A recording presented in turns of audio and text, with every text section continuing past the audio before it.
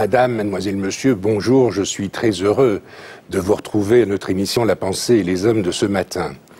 Au tournant du 19e et du 20e siècle, en Belgique, on a assisté à plusieurs innovations pédagogiques. Et c'est de l'une d'entre elles, celle du docteur Ovide de Crolly, que nous allons vous parler aujourd'hui après notre générique.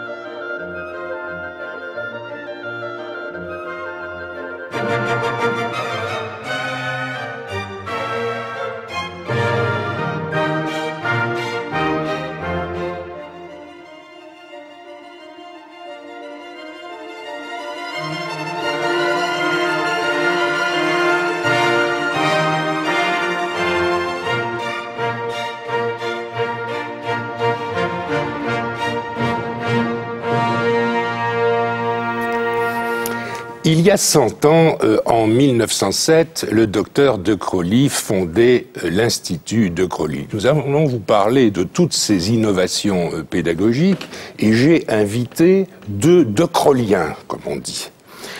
En la personne d'Elisabeth Servet, vous êtes institutrice à l'école fondamentale de Crolly, et Monsieur Charlier, vous êtes, vous, Marc Charlier, professeur dans l'enseignement secondaire de Crolly. Donc je le disais d'entrée de jeu, 1907, le docteur Ovide de Crolly, qui est un neuropédiatre, fonde l'Institut de Crolly. Quelle est son ambition et qu'est-ce que c'est que l'Institut de Crolly à ses origines ? En fait, le docteur de Crolly a donc d'abord travaillé avec des enfants en milieu hospitalier. Et donc, à titre de médecin. À titre de médecin, à ce moment-là, c'était des enfants troublés, des enfants en difficulté. Et il les a évidemment longuement observés et a pensé que peut-être il pourrait aussi leur apprendre certaines choses. Et donc, il a d'abord fondé l'Institut, enfin c'est devenu, chez lui d'ailleurs, c'est devenu un laboratoire, institut.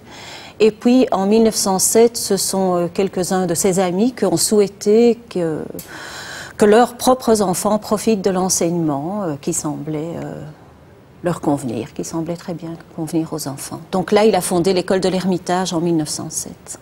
Alors, nous allons revenir sur les différentes formes d'enseignement, mais arrêtons-nous un instant sur l'Institut. On a vu il y a un instant des images à l'écran montrant des expérimentations, des expériences, des phénomènes d'ordre pédagogique que Ovide de Crolly met au point. Alors, quelle est l'innovation, quelle est la nouveauté dans les méthodes qu'il met en œuvre? Tout d'abord, la méthode de Crolly est principalement donc active et basée vraiment sur l'observation. Sur l'observation, l'enfant va observer, va expérimenter. On le voit là à l'écran jouer avec des boîtes en carton, monter en quelque sorte des châteaux, etc. Donc, tout au fil de son apprentissage, on va les faire observer, expérimenter, en suivant évidemment toujours leur développement. Donc c'est une méthode empirique, essentiellement empirique, qui n'a rien de scolastique. On ne va jamais pour eux leur donner des lois ou des formules. Ils vont toujours partir de l'observation, de leur expérimentation, ils vont exprimer les choses et ils vont les constater. Donc on va essayer de les faire découvrir par eux-mêmes, ces enfants, ce qu'il faut faire, les actions, les actes pour les enfants plus petits, et puis ensuite, dès qu'on parle d'enseignement, les matières, les aptitudes, les compétences à maîtriser. Alors cette méthode, appliquée d'abord, disiez-vous, à des enfants qui connaissaient des difficultés psychologiques, cette méthode a été étendue à d'autres enfants. Et vous disiez, d'entrée de jeu, des amis de Crolly ont demandé à de Crolly de prendre leurs enfants dans son institut. Quand l'école est née, je pense qu'il y avait 7 enfants qui étaient de familles amies, et voilà, qui ont constitué la première école, l'école de l'Ermitage. Alors je disais aussi au point de départ, fin 19e, début 20e siècle, il y a d'autres théoriciens de la pédagogie, il y a d'autres innovations pédagogiques qui se mettent au point, est-ce que vous pourriez, l'une et l'autre, dire en fait les différences qu'il y a entre le système de Crowley ou les innovations de Freinet, Montessori, etc. Quelles sont les différences? Quelle est l'originalité, autrement dit, de la méthode d'Ovide de Crowley? La méthode de Crowley, quand on parle des spécificités de la méthode, c'est vraiment, on sent que c'est une méthode qui a été développée par un médecin au départ. Donc, quelqu'un qui n'est pas un pédagogue et qui va écrire sur la médecine, qui va écrire sur la psychologie et qui va mettre au point une méthode pédagogique à partir de ses observations, comme ma collègue vous le disait tout à l'heure.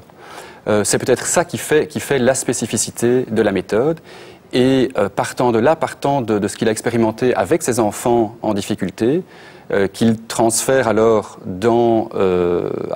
à des enfants qui n'ont pas de problème au départ, du moins pas les troubles de la parole qu'avaient les premiers. Donc au départ, ce sont des enfants aphasiques qui ont des troubles de la parole essentiellement. Des troubles de la parole essentiellement, oui c'est ça. C'est d'ailleurs ce qui va l'amener à mettre au point toute une série de jeux éducatifs de façon à évaluer et faire progresser ses enfants autrement que par des tests basés sur la parole ou uniquement sur la parole. Donc vous disiez la spécificité de la méthode de Crowley, c'est qu'elle est fondée, réfléchie, pensée par un médecin, par un neurologue qui applique la neurologie aux enfants, alors que les autres innovateurs en matière pédagogique ne sont pas, eux, des psychologues ou des gens formés à la pédiatrie. Maria Montessori était médecin aussi. Était médecin aussi. Oui, tout à fait. Mais elle va se concentrer sur les enfants de 3 à 6 ans. C'est ça. Tandis que de Crowley va développer sa méthode pour des enfants d'abord jusqu'à 12 ans, et puis très vite, quand l'école sera créée, donc l'école est créée en 1907, dès 1910 s'ouvrira une section secondaire. C'est ça. Alors j'allais justement vous demander de faire un petit peu la chronologie des choses. Donc d'abord fondation de l'Institut, puis création de l'école, qui est une école fondamentale qui associe des enfants de tous horizons, pas seulement des enfants en difficulté psychologique, mais des enfants qui sont tout à fait dans le fil normal de la vie d'un enfant de 6 à 12 ans. Alors, quelle est la spécificité de ce type d'école-là, école fondamentale, école primaire, par rapport à l'époque aux écoles catholiques, aux écoles officielles, aux écoles communales? Qu'est-ce qui se fait de particulier à De Crowley et qui ne se fait pas ailleurs? Je pense que la particularité, c'est que les enfants vont évidemment découvrir des choses par eux-mêmes. Ils vont surtout partir des éléments du groupe ou des éléments de la classe, de la vie de la classe.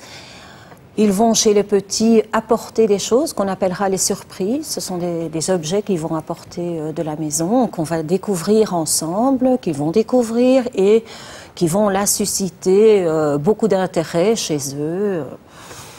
Il y a des choses qui vont être lourdes, qui vont être à mesurer, des choses que l'on va peut-être cuisiner, et donc de là va partir toutes les activités du groupe. Je pense que ça, c'est quelque chose qui ne se faisait peut-être pas dans les autres écoles.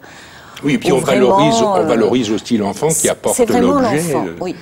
Et qui alors est interrogé par ses copains, ses copines, etc. Mais il y a des programmes dans l'enseignement primaire, il y a un programme à respecter. Alors comment fait-on pour concilier cette exigence de faire découvrir par lui-même l'enfant la réalité de ce qu'il doit découvrir, et puis suivre un certain programme, puisque j'imagine que les enfants qui sortent à 12 ans de l'école de Crowley savent lire, savent écrire, savent compter. Ils ont leur CEB, comme dans toutes les écoles fondamentales. Alors comment fait-on ? Alors donc chez les petits, on va aborder les surprises. Chez les grands, on va continuer à découvrir des surprises en première, en deuxième primaire. Et puis, il y aura ce qu'on appelle les centres d'intérêt. Qu'est-ce que ça veut dire?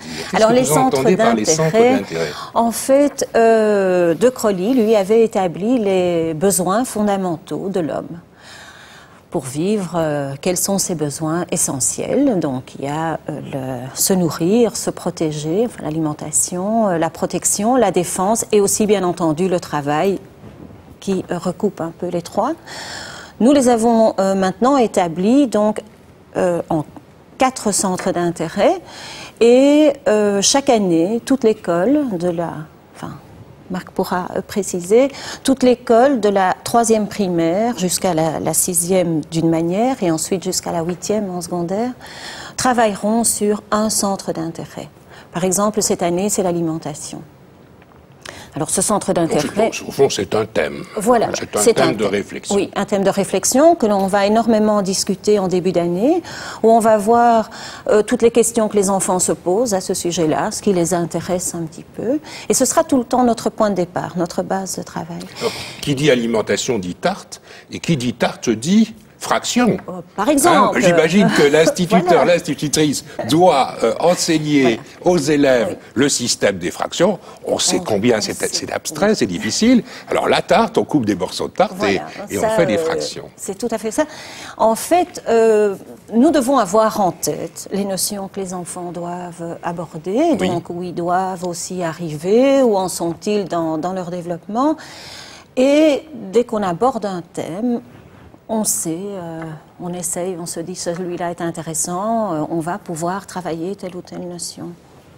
Mais les enfants sont par nature très différents.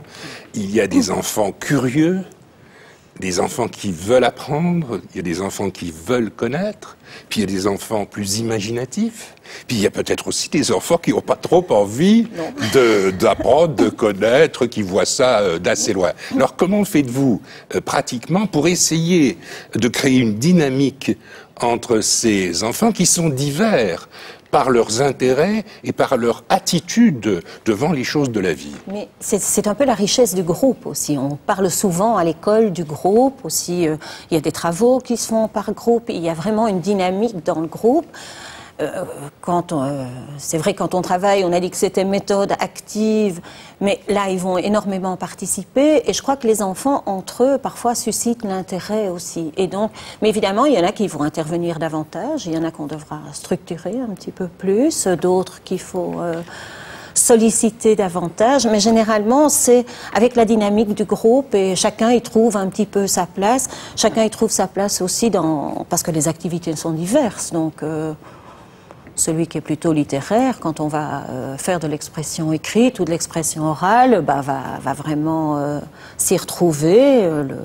Entre guillemets, plutôt scientifique, va adorer certaines observations, certaines constructions de mesures. Donc, voilà. Donc, vous essayez de jouer, si je comprends bien, je vous donne la parole tout de suite, mais vous essayez de jouer sur l'émulation entre les élèves au sein d'un groupe. Vous constituez des groupes de combien d'individus? Il y a combien d'élèves dans chaque groupe? Est-ce que ce sont des groupes grands ou bien ce sont des groupes très petits? Ce sont des groupes de 25 enfants. Ah, ce sont des groupes, ce sont des groupes relativement Ce sont des groupes importants, oui. Et l'émulation joue bien, le jeu d'émulation se fait bien dans un groupe de 25 enfants. Oui, parce qu'il y a aussi chez eux une façon, on travaille ensemble. C'est très difficile de le faire travailler de façon... chacun sa feuille ou chacun son travail. Oui, ils le font de temps en temps, mais ils s'entraident, c'est un petit peu automatique, c'est une façon de travailler, on est tous ensemble et chacun apporte un petit peu ce qu'il peut apporter au travail. Autrefois, et certainement à l'époque de Crowley, du docteur de Crowley, on disait au contraire aux enfants dans les autres écoles, travailler tout seul, on concentrait l'enfant sur son activité individuelle. Vous avez pris, au fond, le parti inverse, c'est de créer entre les enfants l'émulation pour les faire découvrir, pour susciter leur curiosité, cette curiosité qui est le fondement même de l'apprentissage. On n'apprend pas si on n'est pas curieux d'apprendre. Il y a des tas d'expériences qu'ils vont réaliser en petits groupes. À ce moment-là, on va peut-être leur demander de se mettre à 3, 4 ou 5 enfants et d'organiser leurs recherches. Et là, vraiment, il va y avoir un travail d'équipe. Vous vouliez, Marc Charlier, ajouter quelque chose? Oui, je disais que vous aviez précisément donné la recette, en fait, un peu de la réussite de la démarche. C'est justement de rendre les groupes aussi hétérogènes que possible pour que chacun puisse venir avec son passé, sa personnalité et apporter quelque chose à la richesse du travail du groupe. Mais c'est une démarche qui démarre dès le jardin d'enfants. Quand ils arrivent à l'école primaire, ils ont déjà, du moins pour ceux qui sont à l'école depuis la première maternelle, depuis le petit jardin d'enfants, ils ont déjà l'habitude de travailler en groupe, le groupe étant à leur niveau le groupe classe. Oui, j'imagine que pour le secondaire, c'est pareil. Les élèves qui entrent en secondaire et qui n'ont pas fait le primaire chez vous, doivent découvrir cette méthodologie que vous poursuivez.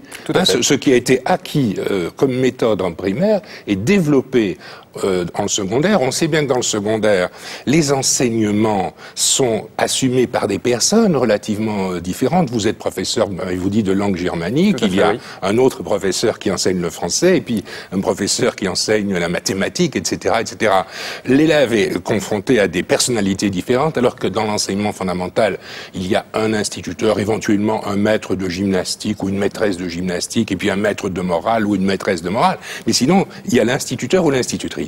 Dans l'enseignement secondaire, c'est pas le cas. Mais chaque enseignant, chaque professeur reprend les principes de la méthode et les applique à sa discipline propre, qu'il ou qu'elle enseigne, les mathématiques, le français, etc. Oui, et puis dans l'enseignement secondaire, tant que faire se peut, on garde des liens entre les cours. Donc par exemple, les cours de mathématiques et de sciences, que nous appelons observation et mesure, sont assurés par le même professeur, le plus longtemps possible. De même, les cours qu'on appelle histoire, géographie, études du milieu, qui sont groupés sous le terme d'association, sont assurés par le même professeur. De façon à ce que les liens puissent se faire entre les différentes matières. Et tout ça, en fait, est chapeauté par le centre d'intérêt, qui permet alors justement une interdisciplinarité optimale à différents moments de l'année. Quand on travaille sur un thème, sur un sujet, eh bien, on peut voir les aspects scientifiques. Si on travaille sur tel ou tel type de plat ou d'épices, on peut étudier d'où viennent les épices. Donc faire de la géographie. Tout à fait, voilà, la géographie, l'histoire. Quand on part en voyage scolaire, on peut raconter le voyage scolaire en néerlandais. Il y a toute une série de choses. Les enfants racontent le voyage scolaire en néerlandais. Ça arrive, ça arrive. Dites, vous avez une poudre spéciale de perlimpinpin pour Vraiment pas, non. Parce que ça, c'est vraiment quelque chose de difficile. Déjà, l'apprentissage d'une langue, c'est difficile. Et en plus de cela, le néerlandais, il y a un peu un blocage à l'égard du néerlandais. Et on sait bien que les francophones ne se lancent pas facilement, ils ont des réticences, et surtout les enfants. On voit que les enfants ont peur de parler le néerlandais. Mais vous parvenez à les faire parler. C'est vrai, mais bon, il faut quand même garder en tête que l'apprentissage d'une langue, c'est un processus. Oui, bien sûr. Et donc, nous gardons ça très présent à l'esprit. Et donc, on admet que la façon dont ils s'expriment ne soit pas une façon tout à fait correcte. Ah d'accord. Vous acceptez les fautes. Tout à fait. Mais ce que vous faites, c'est les encourager à parler quand même, à se lancer en quelque sorte. Voilà. Dans un premier temps, oser. Voilà, à oser. L'essentiel dans un premier temps, c'est de se faire comprendre. Après viendront la précision, la précision de la correction linguistique, la correction grammaticale. Mais dans un premier temps, on les laisse s'exprimer. C'est vraiment ça, c'est oser. Et ils osent? On essaie de les faire oser, oui. C'est vrai que ça reste parfois difficile parce que viennent se greffer aux difficultés, je vais dire, liées au cours, la personnalité ou l'intérêt. Mais on essaie dans la plupart des cas d'arriver à quelque chose de bien avec eux. Oui. Que j'imagine que c'est plus facile pour l'anglais que pour le néerlandais. Les enfants, les adolescents regardent des films américains, écoutent des chansons américaines. Il y a le mythe aussi de la civilisation anglo-saxonne, qui est un mythe positif. Et donc il y a un attrait pour l'anglais qui n'est pas l'attrait pour l'espagnol, pour l'allemand ou pour le néerlandais. C'est vrai, mais là, une partie de notre travail, c'est aussi de leur faire voir que finalement, il y a autant de Néerlandais autour d'eux, puisqu'ils sont pratiquement tous résidents dans la région bruxelloise ou tout autour. Donc, ils sont confrontés à du néerlandais tout le temps, que le néerlandais, il y a moyen d'en faire en sortant de chez soi. Et finalement que dans le contexte actuel justement, dans le pays où on vit, connaître le néerlandais, c'est s'ouvrir pas mal de portes. Ah bien Bien entendu. Oui, connaître l'autre, comprendre comment il pense et comment il réfléchit, quels sont ses points de vue. Bien sûr, oui, oui. Et ça amène, je veux dire, si on amène aussi à davantage de compréhension entre les communautés en Belgique, c'est pas mal non plus. Ça, c'est certain, mais je voyais, j'observais, parce que j'ai vu beaucoup d'élèves, et la difficulté qu'ils avaient à s'exprimer, alors que c'est une langue qu'on entend, hein, vous le dites vous-même, à la rue, on l'entend, on ouvre un poste de radio, on entend le néerlandais, mais les enfants ont beaucoup de difficultés à s'exprimer en néerlandais, alors qu'ils jonglent avec l'anglais, qui leur paraît très facile, etc. Alors que moi, il me paraît que l'anglais, c'est beaucoup moins facile que le néerlandais, mais ça, c'est mon avis personnel. Mais vous l'avez pas. Enfin, ça, c'est mon avis aussi. Mais je dis souvent à mes élèves que l'anglais est beaucoup plus facile à baragouiner que le néerlandais, et que le néerlandais, il faut vraiment passer un stade. Et une fois qu'on a passé ce stade, qu'on maîtrise la plupart des structures de base qui sont relativement peu nombreuses. Oui, puis qui sont différentes du français. Hein. C'est différent du français, mais une fois qu'on a passé ce stade-là, tout vient assez facilement. Alors, une autre question. Vous dites, on regroupe des enseignements au sein dans la charge d'un professeur qui fait à la fois l'histoire, la géographie, etc. Mais ce qui est aussi original, et dans le secondaire et dans le primaire, à De Crolly, c'est qu'il y a toujours des interactions entre les enseignants. Les professeurs, les instituteurs se rencontrent beaucoup, discutent beaucoup. Je veux dire, c'est une différence aussi très marquante par rapport aux autres types d'écoles, aux autres types d'enseignements où chacun est dans sa forteresse, bien arrimé dans son château fort et ne s'occupe pas des enseignements du voisin. Vous faites exactement l'inverse. Hein, vous échangez, vous vous rencontrez. Expliquez-moi un petit peu cela. J'ai envie de dire que c'est essentiel, oui. Parce qu'on ne peut pas travailler chacun, enfin je parle ici surtout pour l'école primaire bien sûr, on ne peut pas travailler seul dans sa classe. Déjà parce que lorsqu'on est débutant, c'est un petit peu surprenant, parce qu'il faut saisir au rebond ce que l'enfant va apporter ou ce qui se passe dans la classe. Donc c'est vrai qu'on aime beaucoup avoir l'avis d'une collègue plus chevronnée pour qu'elle puisse nous aider. Je pense qu'il y a aussi, chacun a peut-être sa spécificité, donc quand on se trouve devant un problème ou devant un objet ou l'autre, ou devant comment vais-je dire, quelque chose à observer ou à traiter, on va être content de demander l'avis aussi d'autres personnes. Nous, ce qui nous arrive souvent à l'école primaire, enfin moi je suis en 6e primaire, donc quand on a fait cette année, on a étudié les boissons, donc on a voulu distiller à un moment donné de la bière, eh bien c'est vrai qu'on va faire appel au professeur de secondaire et qu'il va là y avoir un lien. Et je dirais que c'est quelque chose qui se fait un peu automatiquement. Autant nous, dans notre équipe, si certaines années, on doit chronométrer un petit peu et compter les pulsations quand les enfants courent, on va demander de l'aide au professeur d'éducation physique, mais on va aller aussi à l'école secondaire demander de l'aide au professeur de physique. Oui. Et dans le secondaire? C'est vrai que c'est quelque chose qui est essentiel dans l'école, puisque la façon dont on travaille nécessite énormément de coordination. Et donc, on coordonne à la fois de façon... du point de vue des cours, je vais dire. Donc, il y a des réunions qui sont prévues de professeurs de même discipline et des réunions qui sont prévues par classe, où là, les professeurs qui donnent cours dans la même classe, qui sont un peu coachés par le titulaire de classe à ce moment-là, peuvent échanger leur point de vue et leur pratique sur le travail de la classe à ce moment-là. Il n'y a pas de notation à De Crolly. On sait que dans les autres écoles, jusqu'à une époque très récente, il y avait le bulletin avec des notes sur 20 ou sur 100, etc. Ces années dernières, on a un peu reculé devant cet usage, mais vous, depuis longtemps, vous ne pratiquez pas du tout le système de la notation de caractère arithmétique. Non. Enfin, chez nous. Si. En secondaire, oui. En secondaire, oui. À partir de la 4e année. À partir de la 4e. Oui. Mais dans le primaire, pas. Dans le primaire, pas du tout. Alors, on va quand même évaluer les enfants, c'est-à-dire que tout au long de... C'est ce qu'on appelle l'évaluation continue, tout au long de leurs activités, que ce soit au niveau collectif, que ce soit de façon plus individuelle, nous allons les observer et nous allons noter. Nous, mais absolument pas de points... On va mettre qu'il a été très lent pour effectuer cette chose-là, que là il manque de précision, enfin on va mettre nos notes. Quand ils font un travail, une réalisation personnelle, on va leur dire à ce moment-là si c'était satisfaisant, si on trouve qu'ils ont bien répondu aux consignes, si c'est très bien ou moins. Les enfants reçoivent des bulletins, mais ce sont des bulletins justement où on va expliquer. Donc, c'est un texte, ce sont des phrases où on va expliquer leur attitude au travail et la manière dont ils ont abordé certains sujets, certaines matières. Et aussi, on leur donne des conseils aussi. On va leur donner des conseils. On ne dit pas simplement, voilà ce qui a été fait en bien ou ce qui a été moins bien, ce qui a été moins bien réussi, mais vous donnez aussi des conseils pour l'amélioration. Voilà. Il faudra revoir telle chose, préciser, mieux organiser parfois les idées. On va leur expliquer, on va leur donner des conseils.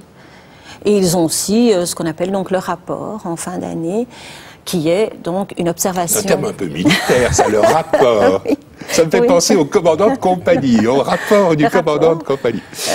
On va là décrire l'enfant, donc de nouveau, il y aura son état physique, là où le professeur d'éducation physique va dire comment il a évolué au cours de l'année.